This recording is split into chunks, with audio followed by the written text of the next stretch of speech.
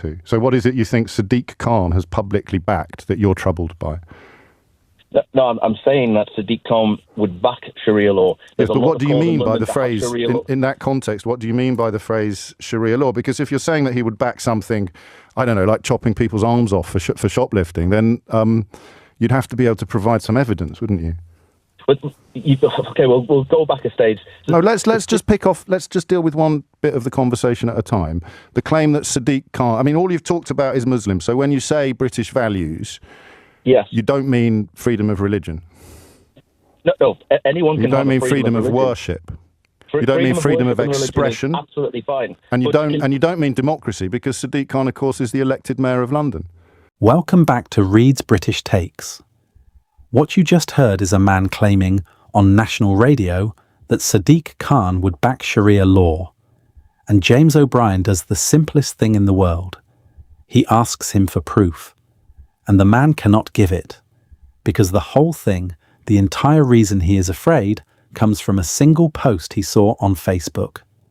A fabricated, misspelled quote that James is about to demolish live on air while the man is still on the line. But that is not even the shocking part. The shocking part is what this caller says after he has been proven completely wrong. And when you hear it, I think you will understand exactly what is happening in this country right now.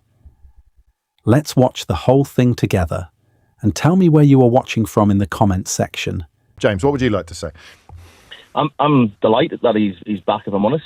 I think it gives people another option, because quite frankly, looking at Keir Starmer and Rishi Sunak, I wouldn't really fancy voting for either of them. Well, you don't live in Clacton, so you already had a option in your constituency to vote for reform. Correct, yes, but it wasn't with Nigel at the helm. I think. So what does that change, do you think? I suppose he gives a bit of the Boris factor. I wasn't a fan of Boris at sort of the why would you want the Boris factor then? Because he's backing Britain. Who is? Nigel. How? Nigel. He's putting the British values there first. And so can you talk? I love that phrase. I like it a lot, actually, James. Can we go through what you think they are? Yeah. So if I go on holiday to Dubai.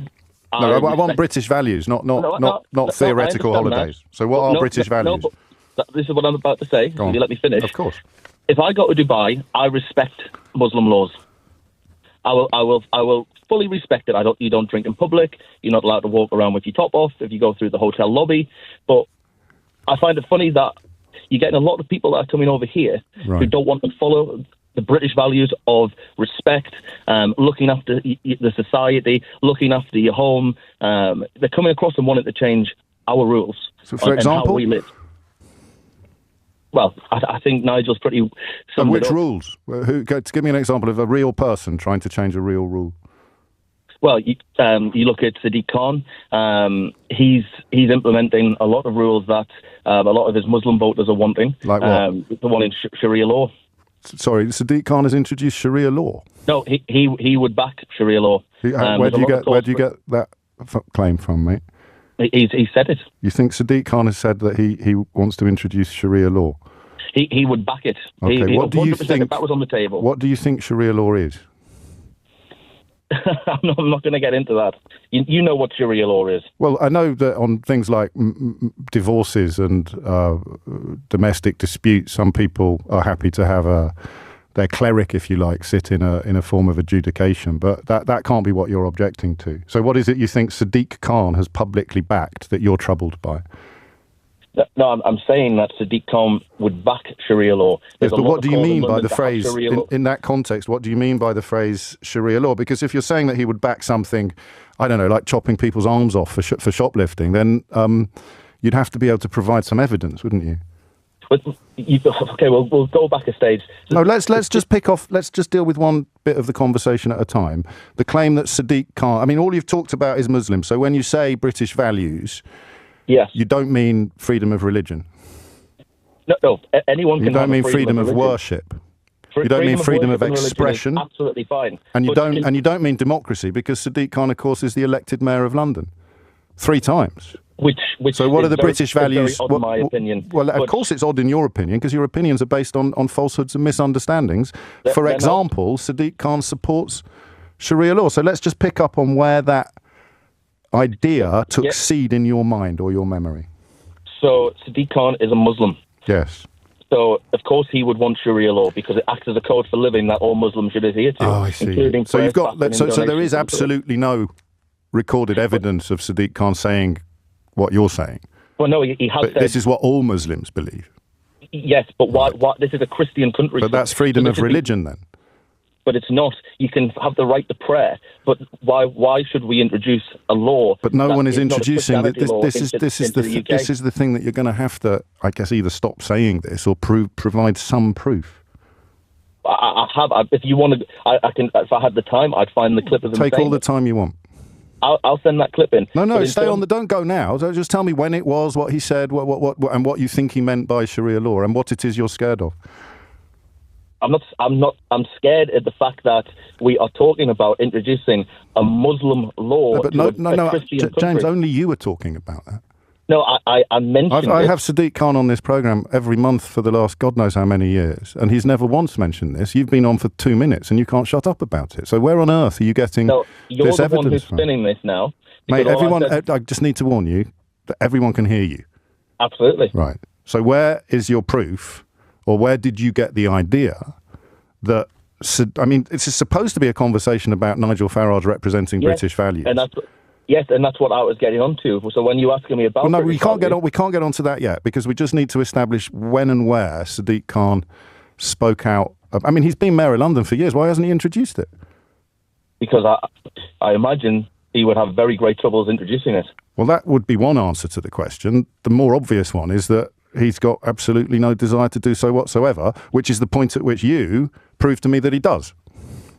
It was a post that was going around social media, which had a quote alongside of Sadiq Khan saying that he quoted that they are trialling the law in 3 of London's boroughs right now. Yeah, and they will roll it out in the remaining 30 years. What research did you do into that social media post? It was on the Daily Mail. No, but what checks did you do on it? Well, how can you check something when? Right, do you want me to show you? Okay, you go ahead. Okay, so I'm going to ask you a question, which I promise you isn't patronising. But do you know what Reuters is? Yes, I do. Okay, so an internationally respected news organisation. Yep. So while I've never heard this claim about Sadiq Khan before. I'm 99.999% confident that it's complete rollocks, right? And the only time I ever hear things like this is when people tell me that Nigel Farage defends British values, and I push them for some proof. I push for some proof or some evidence or some explanation. And you tell me that, for example, Sadiq Khan, I don't know what this has got to do with Nigel Farage, but hang on, because I'm just teaching you how to do fact checks, all right? So you tell me that the Mayor of London wants Sharia law to be imposed in London, and you mention a social media meme or quote, and I can find while talking to you, this isn't the BBC, I've done it all myself while talking to you. In fact, people watching on YouTube will be able to watch the process of me just simply Googling a few of the words you've said in this conversation.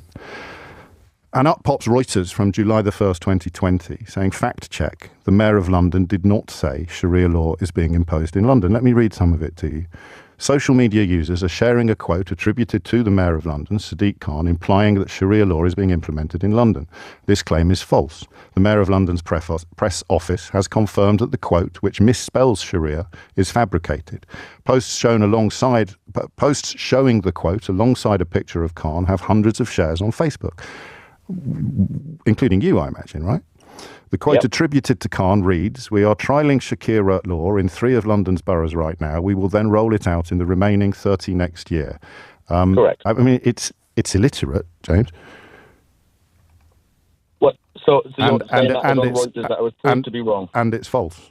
Okay, well, I'll do what politicians can't do and accept that. But look how much you've built on it. But equally, that still doesn't change my opinion of that. When you're asking me about the British values, there still is a lot of talk about Sharia law. Right. Well, there's a lot of talk about I don't know, anti-vax rhetoric. Correct. There's a lot to talk about lots of things. That's freedom of speech, isn't it? It is freedom of speech. But you're not opposed to freedom of speech because you're in favour of British values. Absolutely. But not all speech should be free. No, there's a difference. Freedom of speech seems to be one-sided, very one-sided. Okay, so who doesn't have freedom of speech then? I'd probably say the white working class man. What do you want to say that you can't say? You can say it to me, I promise. I'll protect you. Okay, but what I'm saying is, how do you know that I'm white?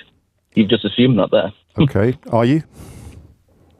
I am, yes. But okay. Well, let's carry on then. What's the thing you can't say that you wish you could? No, what I'm saying is, when you're on about British values... No, that was you. I'm just waiting for you to tell me what they are. I'm not going on about them. No, but you were asking me, and then you're saying in terms of how it's not sort of getting out there and freedom of speech. Well, how come... I'm not a Tommy Robinson fan, but the media was reporting that there was only... Why aren't you a Tommy Robinson fan? I mean, I agree with some of his points, but the way that he goes about it, it probably doesn't help. What points do you agree with? That we're losing societies. But we've just established that your main reason for being fearful of Islam is completely false. I never said that was my main concern. What's your main concern then? My main concern is that we, as working class British citizens, are losing a lot of our... Lots of working class British citizens are Muslim. And I haven't said anything against that. You're spinning words. I'm not. I'm just saying, how can you be talking about Muslims and working class British people as if they're different? As if they're different. I'm not. Right. So what is the stuff you agree with Tommy Robinson about then? And I do want you to say the stuff you feel that white working class people aren't allowed to say. What sort of thing are we talking about here?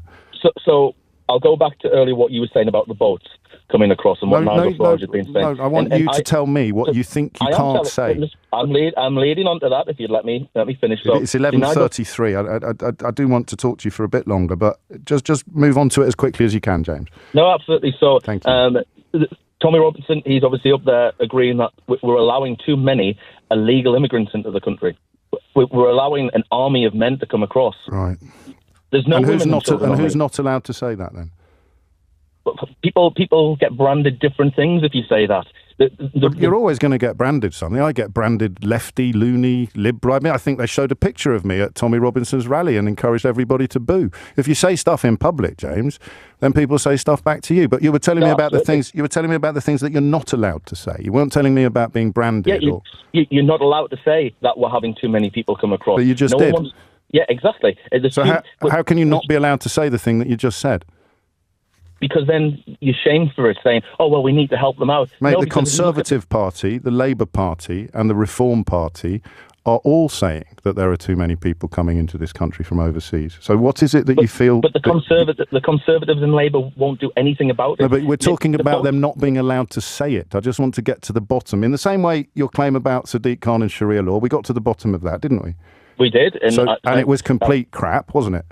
Well, yes. So now let's try now to get to the bottom of the idea that you're not allowed to say there are too many people coming here.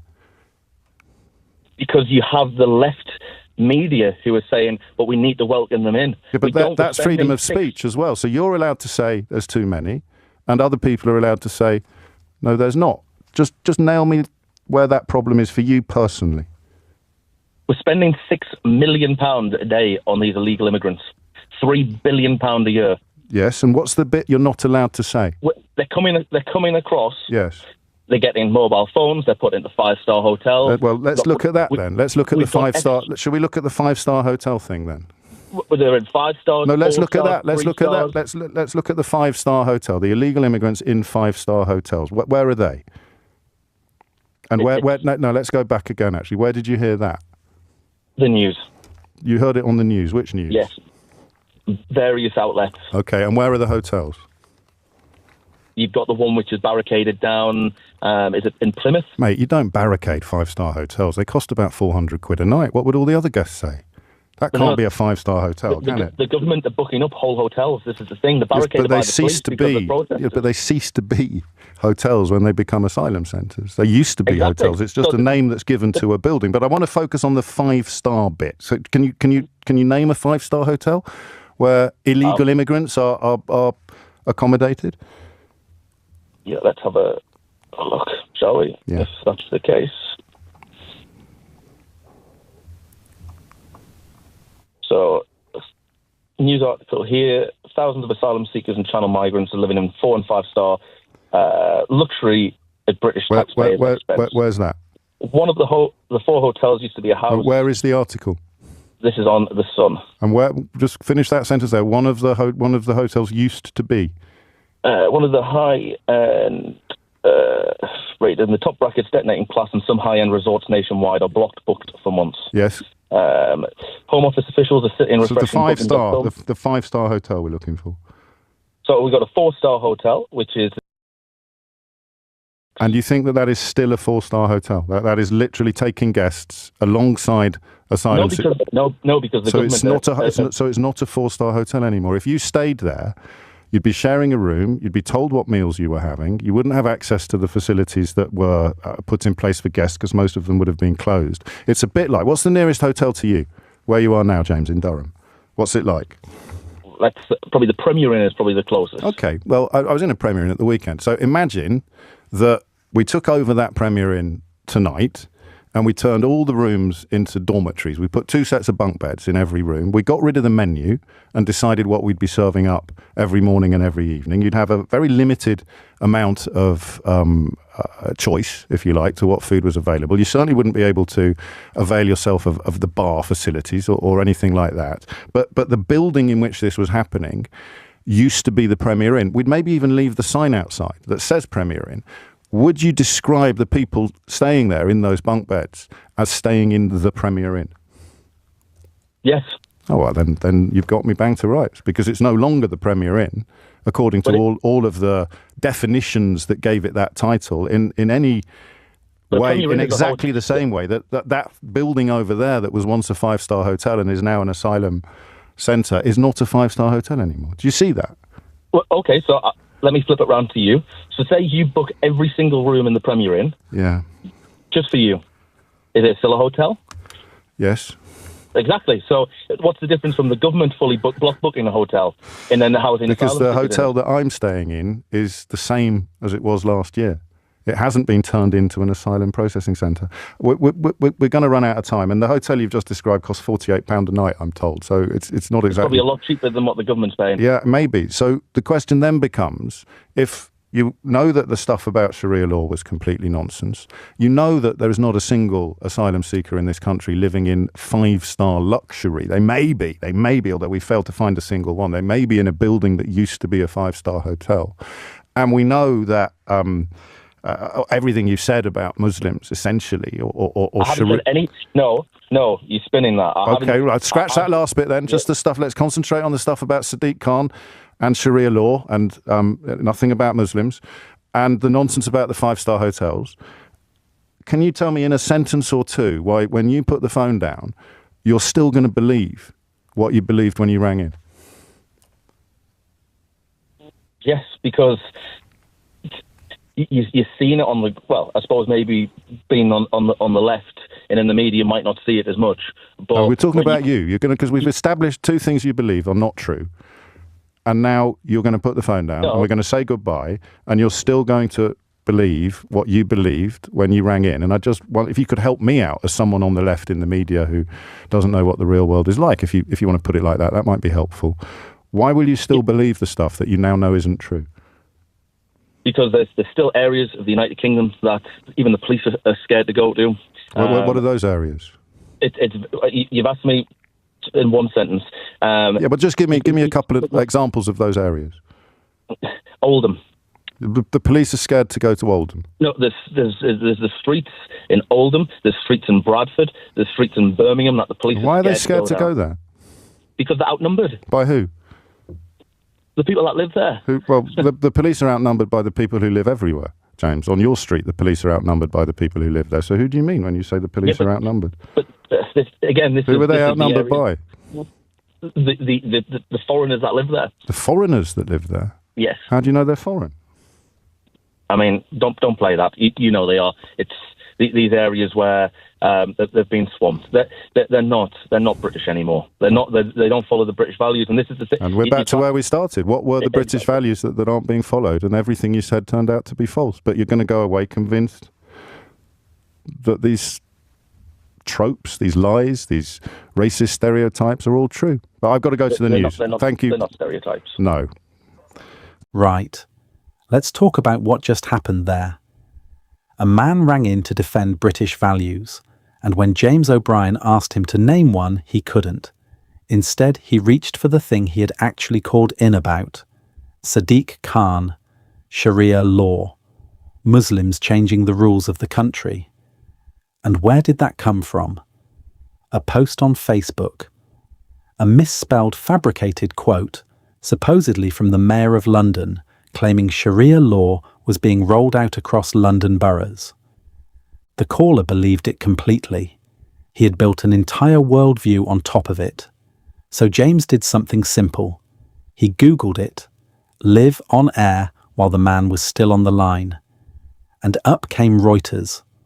A fact check from July 2020. The quote was fabricated. The mayor's office had confirmed it. It was false, not exaggerated, not taken out of context, invented. And here is the moment that I cannot stop thinking about. After being shown in black and white that the foundation of his entire argument was a lie, the caller says this: "That still doesn't change my opinion. Let that sink in. The fact is false. But the feeling it gave him is still true. The belief survives the evidence. Reality just bounces off it. And then it happens again. 5-star hotels full of asylum seekers. James asks him to name one. He can't. They find a 4-star hotel in a newspaper headline, and even that turns out to be a building that stopped being a hotel the moment it became an asylum centre. Every single claim, when you actually push on it, dissolves. Now here is why this matters, because this is not really about one confused man on the radio. This caller is not stupid. He is not even unusual. He is the product of something, a machine that takes a lie, dresses it up as a screenshot, and pushes it through Facebook and the papers and the comment sections until it has been repeated so many times that it simply feels like the truth. And once something feels true, no fact check on earth can shift it. That is the whole game. That is the entire strategy of modern populist politics, here and in America. They do not need the facts to be true. They just need you to be afraid, because a frightened voter does not ask for evidence. A frightened voter just wants someone to blame. James O'Brien didn't just win an argument with one caller. He held up a mirror to the entire engine. The lie, the fear, and the refusal to let go, even when the truth is sitting right there on the screen in front of you. So I want to know what you think. Was the most shocking part the lie itself, or the fact that he kept believing it even after he knew it was false? Tell me in the comments, and if this made you think, share it with someone who needs to see it. That's where I am on it. See you tomorrow.